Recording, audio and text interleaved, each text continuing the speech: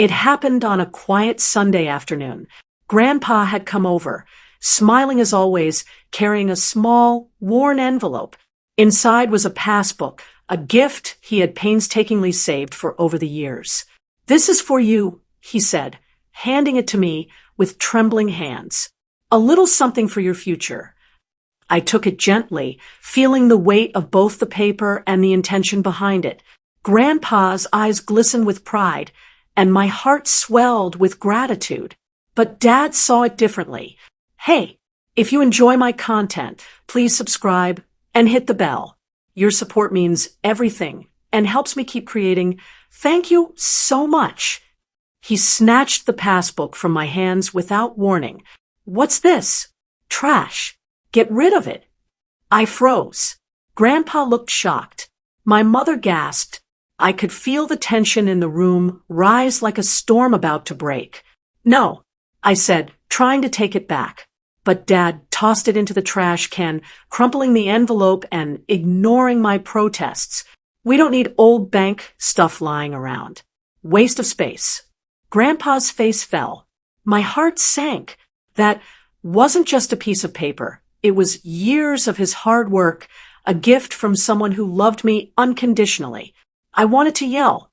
I wanted to fight. But I knew it wouldn't help. Dad wouldn't listen, and Grandpa would just worry. Instead, I did the only thing that made sense. I waited. I let my frustration simmer into a plan.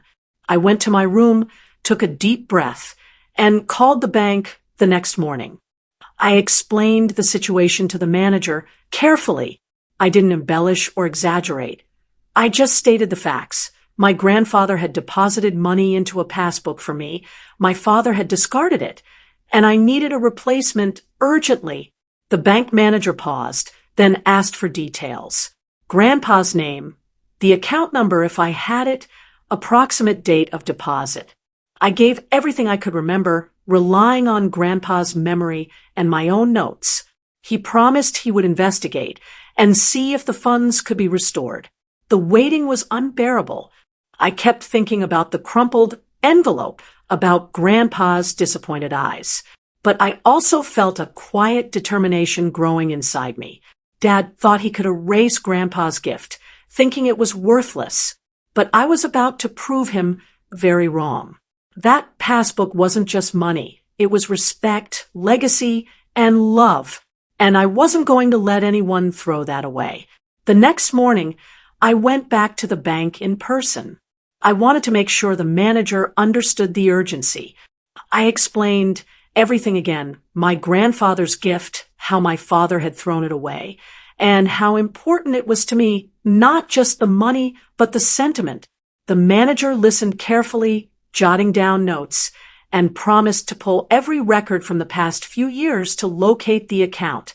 Days passed. I called regularly, checking for updates, each call making my anxiety spike. I knew the money was there. I had seen Grandpa deposit it, but the thought that it could be lost forever was terrifying. Dad had no idea the significance of the gift, and I wasn't about to let him erase years of Grandpa's effort. Finally, the call came. The bank had located the account. The passbook, though physically destroyed, could be replaced.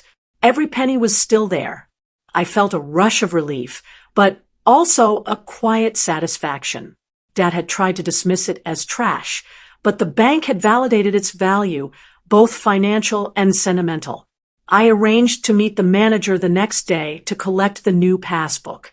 I brought Grandpa along. His hands shook as he touched the new book, his eyes filling with tears. "You did this," he whispered. "Yes," I said, smiling. "We made sure nothing was lost." Grandpa hugged me tightly. "I knew you would," he said. "You never let anyone disrespect what matters." I looked back at Dad, who had followed us to the bank, clearly expecting me to just quietly accept his judgment. But this time, the dynamic had shifted. I didn't argue. I didn't yell. I simply handed the manager the paperwork and signed for the new passbook.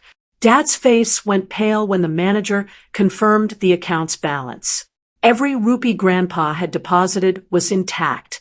The money he had called trash was suddenly tangible proof of foresight, patience, and love. I felt a wave of vindication, but more than that, I felt proud. Proud for protecting Grandpa's gift. Proud for standing up quietly, calmly, and efficiently rather than with anger. The lesson was clear. Sometimes action speaks louder than words. Grandpa kept the passbook close after that day. He never let it out of his sight. Dad never mentioned it again, though I could see the recognition in his eyes. Maybe finally he understood that some things are invaluable and no amount of dismissiveness can erase them. That day, I learned something important. Value isn't always obvious to everyone. And sometimes proving it isn't about confrontation. It's about persistence, careful planning, and respect for the people who truly matter. From then on, every time I looked at that passbook, I didn't just see money. I saw Grandpa's trust, his love, and the quiet victory of protecting something precious, even when others tried to throw it away. Dad may have thought it was trash, but I knew better.